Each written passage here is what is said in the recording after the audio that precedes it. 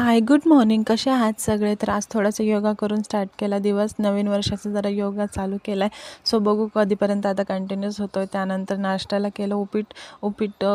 खूप दिवसांपासून उपीट करायचं चाललं होतं, पण उपीट काही जमलं नाही करायला. उपीट केलं. त्यानंतर नंतर स्वयंपाक होता, कारण आज पारायण पूर्ण संपलं होतं. 3 दिवसाचं पारायण झालं होतं आणि समाप्ती होती, त्यामुळे अर्धी जेवणाची तयारी अशी झाली होती. त्यानंतर अध्याय वाचून घेतला.